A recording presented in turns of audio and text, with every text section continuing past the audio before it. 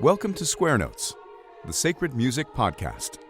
Your chance to learn about the teachings of the Catholic Church on sacred music, both in theory and practice. Through interviews, discussions, and music, your hearts and minds will be lifted up and better understand what it means to sing the praise of His glory. And now, your host, Dr. Jennifer Donaldson-Nowicka. Hello, listeners, and welcome to Square Notes, the Sacred Music Podcast.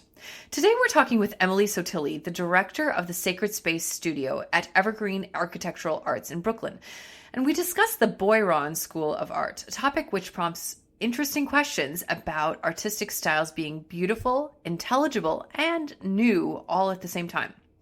The questions regarding architecture and liturgical arts are, of course, important ones, and I would suspect of great interest, especially to Catholics listening to this podcast, as we think about the role of beauty in the spiritual life and in the liturgical life of the Church. These issues will be taken up along with an in-depth study of the liturgical calendar in a course we're offering July 11th to 15th, 2022 at St. Joseph's Seminary. Liturgical Year and Environment of Worship will be taught by our Director of Liturgy, Father Matthew Ernest. It runs 9 a.m. to 5 p.m. in person or online. To learn more about this course or the other 8 courses we're offering this summer, please visit www.dunwoodie.edu, spelled DUNWOODIE.edu, and click on Dunwoodie Music. And now, on to our interview. Thanks so much for joining me today, Emily. It is my pleasure. Very excited to be here with you. And we're excited to have you. Today we are discussing the artwork of the Beuron School of Art, and American listeners might be familiar with this art style if they visited, for example, Conception Abbey in Missouri or St. Anselm's Church here closer to us in the Bronx.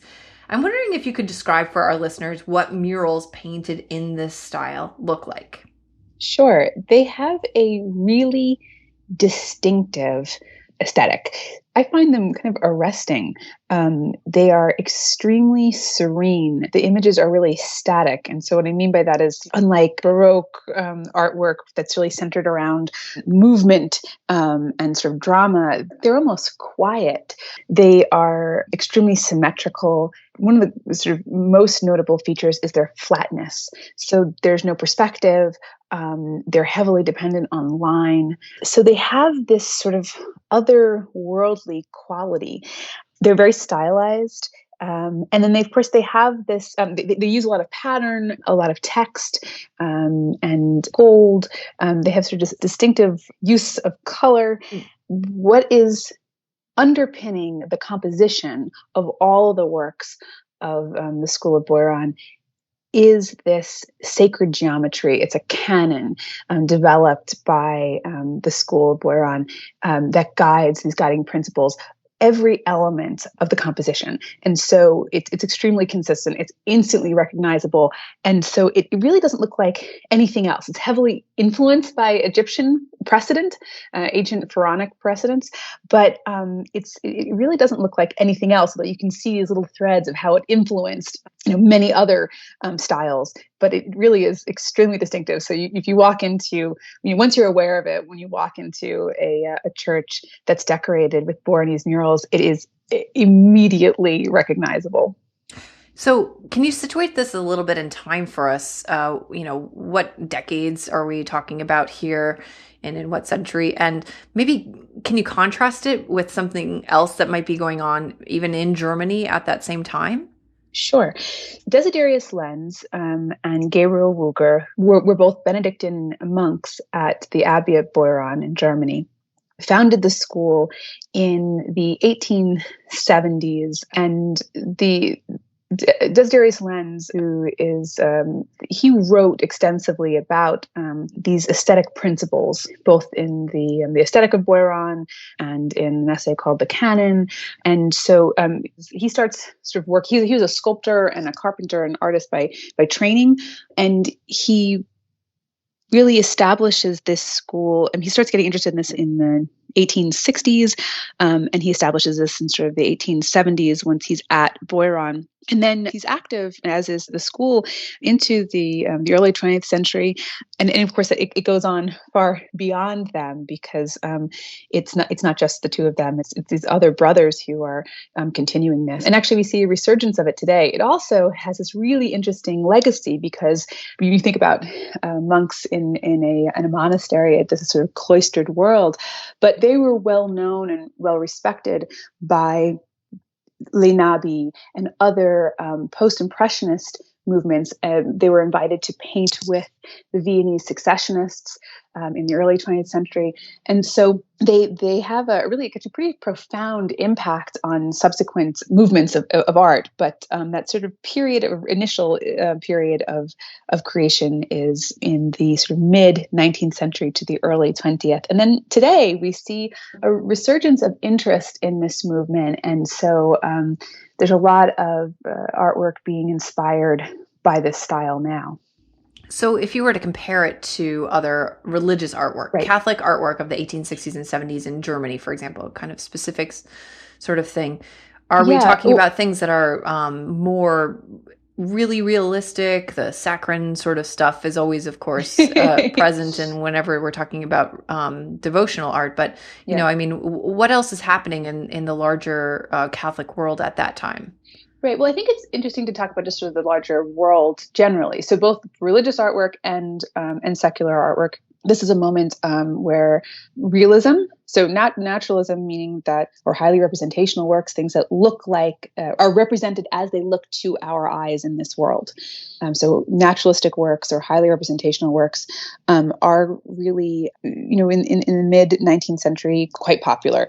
In the Renaissance, we see this sort of movement of away from showing halos, for example, and we start moving towards greater naturalism. And so, you'll see images of the Blessed Mother and the Christ Child and John the Baptist, and they're these beautiful babies that look like they could kind of be any babies. And part of that has to do with sort of putting the divine, but reminding us that it is here in our world all around us, and that, the incarnational mystery is that, he came and dwelt among us. So it's, that there's all these holy things around us. But then, of course, when you look at the tradition of, the early Christian and medieval icons, you have on the one hand, works that looked, for example, to show a scene of the Annunciation or the birth of Christ. In the background, you have the scenes of Europe, of contemporary scenes of Europe that show sort of, present day. So the idea behind that sort of naturalism is that, let's put this right into our time and place. But there's this whole long tradition of the early Christian works with icons, certainly medieval works, that's really stylized and is meant to really remind us that what we're looking at in these works, what we're contemplating, is this hidden reality that goes beyond what we can see here.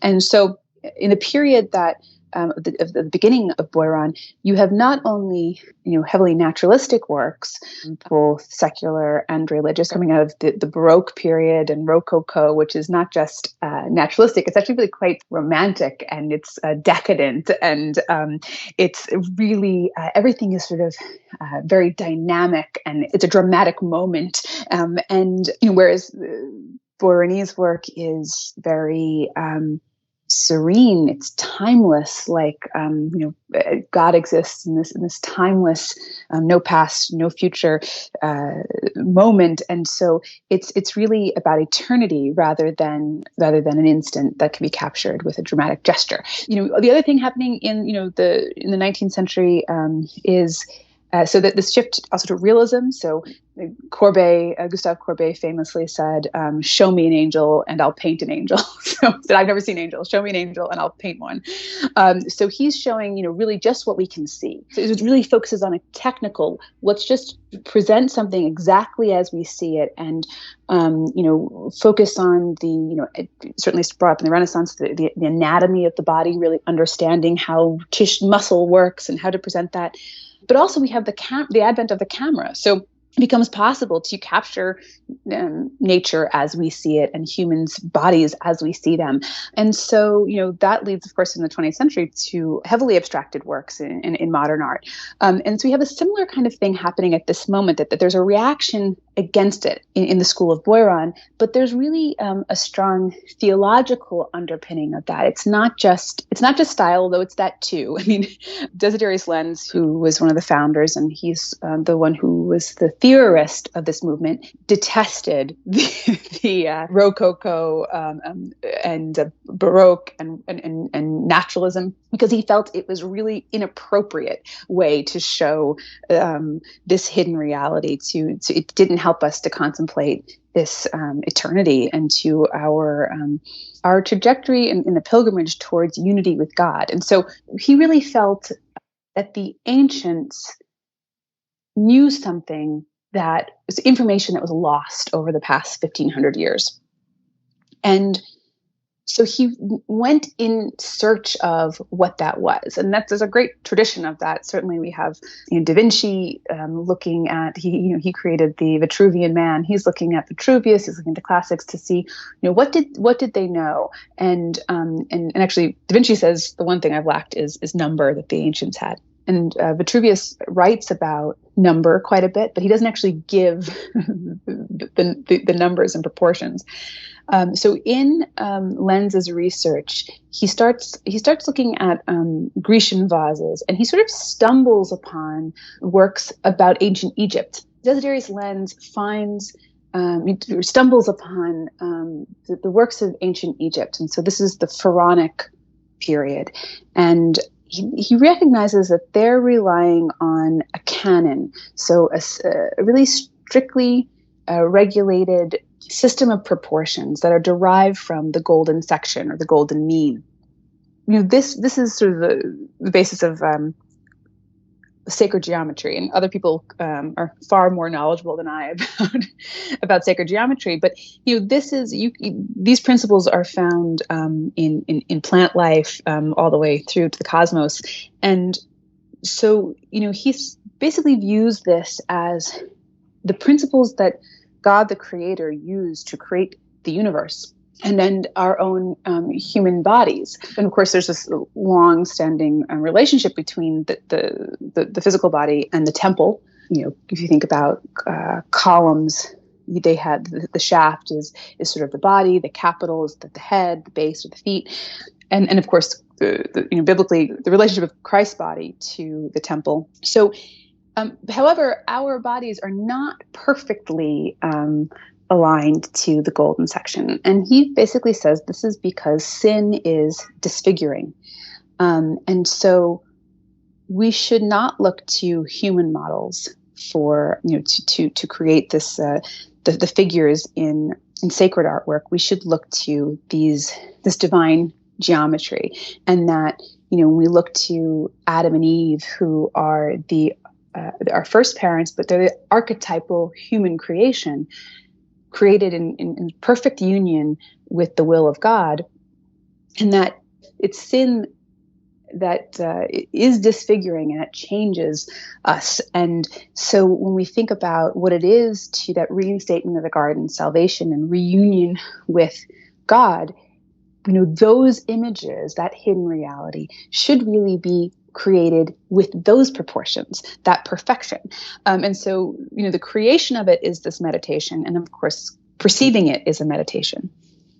So if we were to kind of simplify and, perhaps grossly water down grossly simplify this history. In the medieval period, you've got all sorts of artistic conventions that convey a supernatural reality that are muted during the Renaissance and the Baroque and the Rococo and into the Romantic period for the sake of naturalistic techniques, and also those which capture movement and perspective and all these sorts of things. And, as a Catholic looking at those things, you can see the divine reality in the human events, right? That's what our sacramental imagination is. But if you are only surrounded by naturalistic paintings and artwork, and you have a materialist mindset, which of course during this period explodes in its prevalence in people's thought, you look at things and don't see the divine. So it sounds like what Beuron is trying to recapture is artistic techniques which convey the supernatural, even to the person who has been colored at this point by materialism. Is that what you would say? Yeah. I would think that's an excellent summary of that.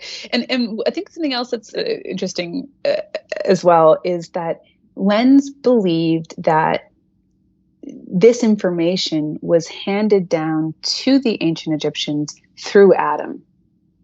Mm-hmm. So he believed that because Adam knew God, and actually I have a quote. Let me read this.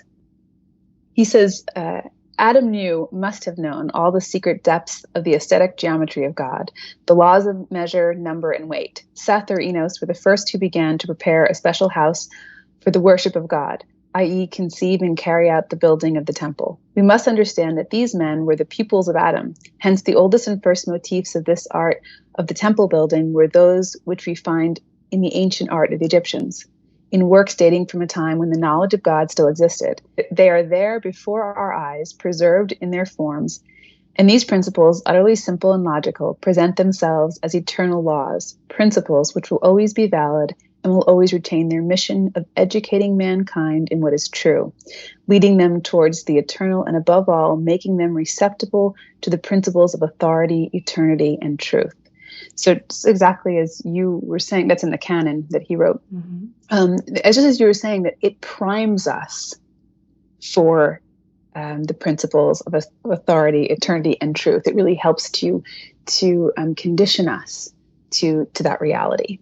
So if you're looking at a mural in this style, can you describe how you might observe this sort of geometry? I mean, like, are they drawing out grids and then overlaying a sort of prelapsarian image of the human form on top of it? How is that working in their process? And what can we observe? Yeah. So if you're interested in this thing, or this particular thing, a book edited by Peter Brook, who's written extensively on the School of Beuron, actually shows the diagrams and the designs that guide the composition. But it's really a series of triangles and circles and squares, and actually where they intersect, it becomes the like a Star of David that kind of underpins things. And so and there's the symbolism is that the Father is represented by the square, or the cube. The Son is represented by the tetrahedron or a triangle. The Holy Spirit is the sphere or the circle. And so you most likely, when you're looking at the murals, you won't necessarily see this underpinning geometry, but you can actually break it down so that it's each constituent part will have this geometry in itself and then in relationship to the other parts. So, for example, the eye will have that relationship of triangle to circle, and then that will be also to the whole relationship of the face, and then the larger composition. It's not just figures, and it's not just murals. The School of Beuron was very interested in this idea of the Gesamtkunstwerk, so the total work of art. So it's not just murals; it's also the chalice and the vestments. And so each of these elements, the chalice itself has that internal architecture underpinning it. Mm-hmm. So in terms of the use of colors, for example, is there a similar sort of color symbolism like we would see in iconography, or like a luminescence that we get in the use of gold leaf? Or do they view color in not in symbolic ways, but just as a matter of creating this geometry and contributing to the sense of geometry when the viewer looks at it? There's some variation in this. Certainly, some works are really heavily rely on use of gold, and others less so. The colors are highly saturated, but there's a lot of variation. And the faces can be look really very different, or the patterning can be really very different. But the canon really guides every everything in terms of the composition. And actually to the extent that the practitioners, the monks who are making this, and I'm careful to use the term sort of making rather than creating, because they're not really seeing themselves as the artist. God's the artist. He gave us this geometry, and they're just using these principles to create it. But then you will see some regional differences from from one place to the other. But primarily the composition that's unifying. And what similarities, for example, would you see in faces? Are there similarities in how the body is positioned that are similar to the iconographic tradition or canons, or the shape of the face? Or is it altogether in that aspect also taking more from the Egyptian sort of tradition rather than the Byzantine iconographic tradition? I think there's some variation there. In terms of the faces themselves, but the postures and positions and the fabric, the use of line in creating that are extremely consistent, and again very static. So the sense that they could comfortably sit there or stand in that way for eternity. For eternity, yeah. Yeah. And in terms of like the subjects that are covered, I mean, do you see that they're kind of influenced by the theological and devotional interests of the time, or did they have particular mysteries that attracted them as Benedictine monks more than others, or what were those? So yeah. So I should say, just to back up just a little bit, that first of all, this is I think of interest to Desiderius Lenz for a lot of reasons, but we didn't spend a lot of time on the fact that the Benedictine sensibilities. This is the Abbey of Beuron is Benedictine, and that it really resonates with their love of the rule and of that kind of regimented way of living devotion. I'm sorry, you'd asked about the subjects. What are they painting?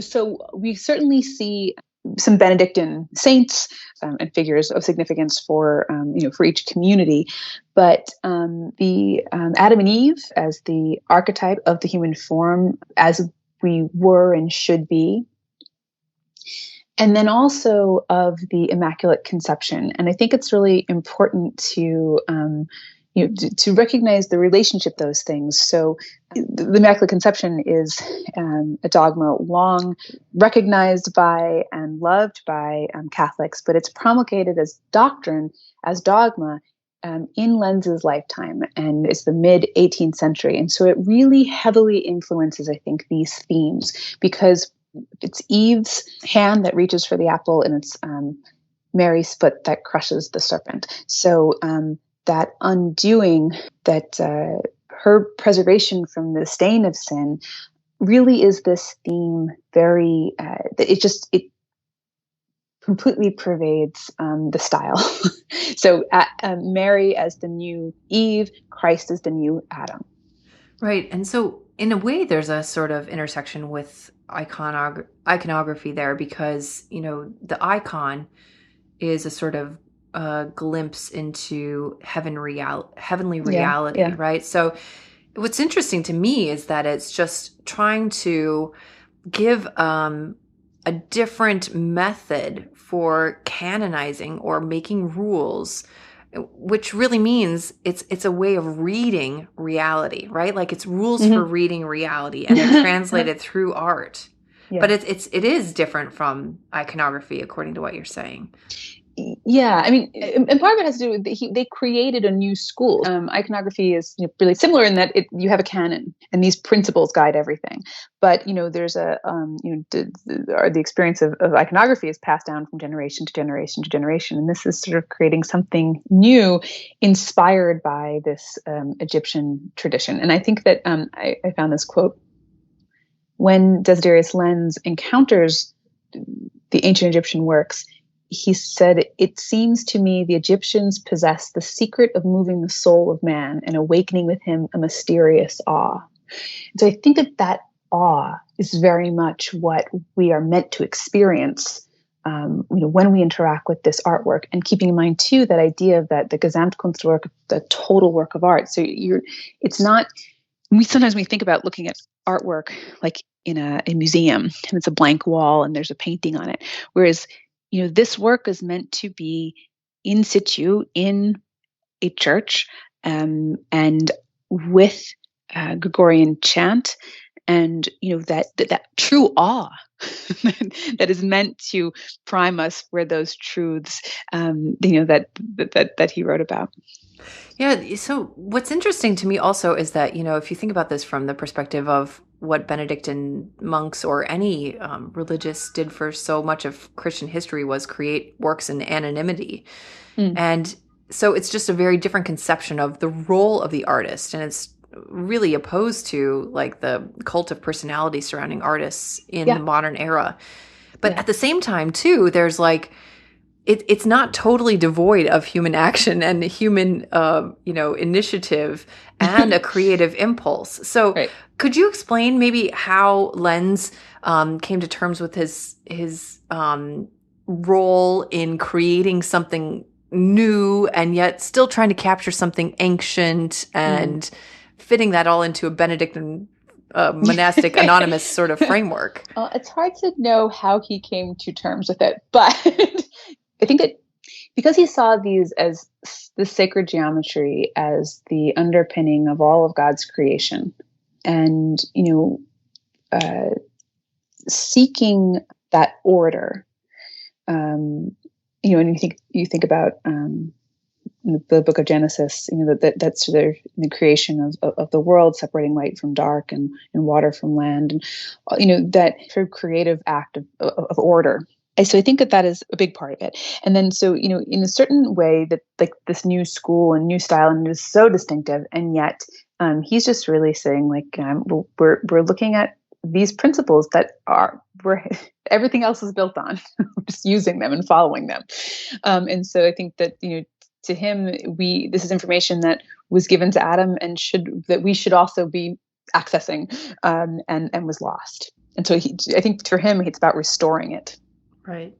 But that point about, the role of the individual I think it's really interesting. And certainly, I mean, it's also interesting to look at it like historically, because we have to look back and we can't not associate it with Lenz in particular, but also Gabriel Wüger. But there were and are many monks who made this possible. There's some wonderful images of from Monte Cassino, the mother house of the order, that show the monks working on the artwork, and the three monks who came from the Abbey at Beuron to Conception Abbey, and the brothers there now, Brother Michael, Brother Anselm, Brother Prometheus, and many other brothers who continue to be dedicated to designing and painting, and certainly our chief designer Eugene Nikitin. There continue to be many individuals working more or less in anonymity to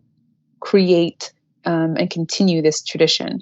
But yes, it is absolutely, it's like being in a chorus, so yeah, that is a very different model than certainly, in the Renaissance. I mean, in the Renaissance, you start seeing artists with names.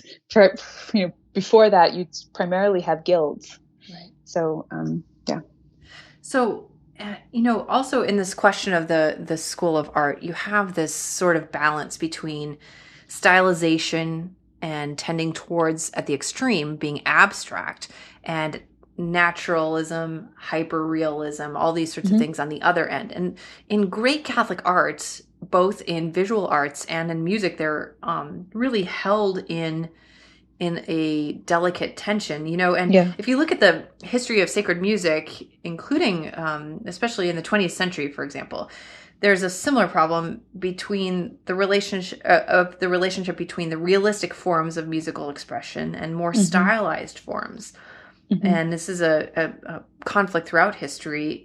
For example, we can see in France in the 20th century, following the Second Vatican Council, the rejection of large swaths of the Church's treasury of sacred music, of polyphony and chant, and rejecting them out of a sense that it's not connecting with people, or it's being too stylized to be relevant or relatable, and in establishing in its place styles of music that were linked to the natural rhythms of speech and severely muting any elements of decoration. Of course, music, like art, must always retain its link to reality. And that's what's so beautiful, what you're bringing about here. These rules really are based on reality, on nature. And Christian art expresses reality, and nature, it expresses the logos, the fundamentum of reality, the word incarnate, Jesus, who is the source of Christian art by virtue of his incarnation. But the church has always seen a role for symbolism and artifice in representing this reality in art. Yeah. And of course, this is obvious by virtue of the fact that, that you told the story about show me an angel, I'll paint an angel. You can't see an angel. They're by nature invisible, So what do you think iconographic, symbolic, supernaturalistic styles of art that transform the natural eye's view in some way have to offer to today's Catholic? Yeah. Well, the church is the greatest patron of the arts that the world has really ever known. And I think that there's a reason that it invested so heavily in artwork. Often when we talk about art in churches, ecclesiastical artwork, we'll say about stained glass that, this is how we tell our stories to an illiterate population. And I think there is something true about that, but sort of stopping there suggests that it's illustration. And really, what you're talking about, use of symbol, this is the artwork is how the church has expressed really complex concepts. And, that, yes, on the one hand, some of them are, biblical themes, but others, like the Immaculate Conception, go far beyond that. And so, I think that the hallmark of a really good artwork is something that you can appreciate on many levels and continue to meditate on and unfold over time. And so, we went through a period, and there always is that, you talk about that tensions, and that means too a bit of a pendulum swinging. That we've gone through periods that are much more ornate, decorative, and the sort of Victorian sensibility of or vacue, the horror of vacant spaces. So everything has to be filled, and then we go through a period where everything is painted out, and there's a great fear of. I think this is very much the latter part of the 20th century, a great fear of distraction, whereas. The tradition of ecclesiastical artwork is always not to distract from or to compete with, but to support the liturgy and to support the architecture. And so, if it's doing it well, it's drawing you in. And I think that, that's the job of beauty. If we look to nature, its job is to attract. So, we think about the flower to the bee. We think about like a peacock's plumage. So beauty's job is to draw us in. That's a really great point. It's not just entertainment, something to fill your senses, but to help you engage more deeply with reality. And that seems like what so many people now really are looking for and really need in their lives. Yeah. Well, and I think because your point about the difference between that and entertainment, I think a lot of this has to do with our access to entertainment. And a big part of my work is the restoration of churches from the late 19th century and early 20th century. You think about how different people's lives were. So when you walk into a church from the turn of the century and think about people, in a city like New York or any other industrial city where people were living in tenement buildings and working in factories, and then walking into a church on Sunday that was, the Mass stimulates all of our senses, or it engages all of our senses. So the Mass engages all of our senses. So we are hearing music and hearing the Word of God. We are tasting, we're smelling the incensation, we're seeing the murals. And so, I think that there's a direct relationship between when, people started being able to have artwork and televisions in their homes, to when it seemed less important to do that in our shared spaces like churches. So you mentioned a little bit ago your current work. Could you tell listeners a little bit about what you do? And just tell our listeners about what you do. Sure. So I work with Evergreene Architectural Arts, and Evergreen as a company is especially contracting.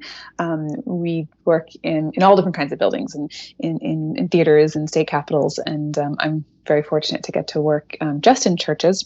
We do mural conservation, plaster repairs, specialty finishes, as well as the creation of new works of art, murals and sculpture.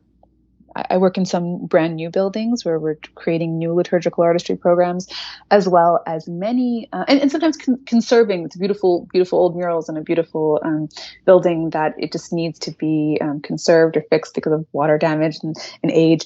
But many of the buildings that I work on have lost their artwork because of insensitive post-historic campaigns, where you basically had artwork painted gray or beige. And so how do you get back to not only the beauty, but having it make sense again?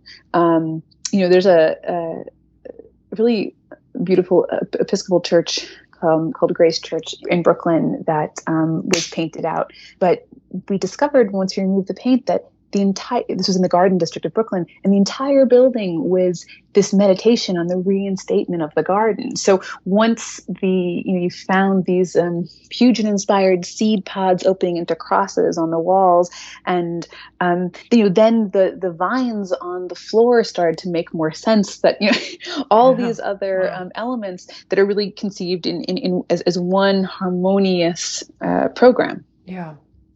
Well, I think what your work is a fruit of is people recognizing that these post-historic whitewashings really destroyed a lot of what Catholic Church should be, and there's a sort of groundswell of reaction against that in many circles now. But at the same time, sometimes in reacting to things, we go to another extreme, and that is like focusing on the hyper real and maybe even tending towards these sort of old historic kind of saccharine versions of things, an overly cheery representation of a saint or these sorts of things. So what are some things you express in the renovation process that helps guide your clients in recapturing that great and creative tension between the real world and the supernatural world as given through stylistic elements? It's a great question, and I think that it doesn't have one answer, because there are. It's funny actually reading Lenz's work. He was a zealot for his cause, and so there is a way to do it, and it is not Baroque. It is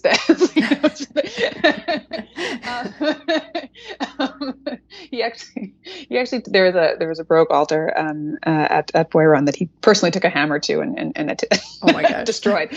And for my part, I don't think that there is one way to do this, and I think that we're very much guided by precedent, but we listen to the building and to the community. So I think what is appropriate in a monastery where the community is gathering throughout the day for the divine office and for liturgy is a different experience and asks for a different approach than a parish or the chapel of a school or a parish or a seminary. So I think that each building really needs, each church, each really needs to be approached of, what's the meditation here? Who's the patron of this church? What do we want people to think about when they're here, when they're leaving, and really making that program be comprehensive and really well thought out. And so, particularly if you think about a place where people sometimes may come in just for a wedding or a baptism and or when they're passing through, but there'll be people there who are going to spend their entire lives in, coming weekly or daily to that church. And the idea that you could continue to contemplate and dive deeper into the mysteries of our faith using these tools. And so I think that, you ask these questions. One thing is like, when we think about beauty, a lot of times we're to think about things that we like, which is sort of different than, that thing that we were talking about, that beauty isn't the end point, it's the entry point. So that things that draw us in, and to really help us to further explore the mystery of faith. Yeah, that seems to encapsulate the Catholic approach to art, right? That the church has certain canonical styles, of course, and that she prizes above others and excludes some canonical styles as unfitting. But there isn't just one style, and no matter what style, it must possess beauty. And a great hallmark of beauty is that you can return to it again and again, and always find something, whether it's understanding it on a more thematic level or a symbolic level, or just the beauty of it, the symmetry, those sorts of things. I think a great example where realism was effectively used in a mural at the cathedral in Brooklyn, the co-cathedral St. Joseph. So there we have American saints in the choir loft, and it also includes 4 New Yorkers with a cause for sainthood: Dorothy Day, Father Quinn, Pierre Toussaint, and Bishop Ford. And there they really wanted people, as they were leaving the church and going out into the street, to remember that we're all called to sainthood, and that here are these people who walked around in these very streets and neighborhoods and became saints. And so to do that, both the representations were quite naturalistic. And they included the Queen's, the Globe Sphere from the World's Fair, and the Brooklyn Bridge. And so, so in that case, I think, there's a great, good reason to make it naturalistic. And then, of course, when we're, in the case of the Beuronese, to remind us that what we see here, this isn't everything. This is, this is a small part of it, this things that we can see in this time that we experience, and that this hidden reality is so far beyond that and so much more, and that we should never lose sight of that. Thank you so much for this, Emily. If listeners want to find out more about your company and your work, where can they go? Sure. That's Evergreene Architectural Arts is the company, and that's evergreen with an E at the end.com. Great. Thank you so much. Truly my pleasure. Thank you. We hope you've enjoyed listening to Square Notes, the Sacred Music Podcast with Dr. Jennifer Donaldson-Nowicka. For more information about this episode, sacred music resources, or upcoming events, visit our website at sacredmusicpodcast.com. You can subscribe to our podcast on iTunes, Stitcher, YouTube, or your favorite podcast app.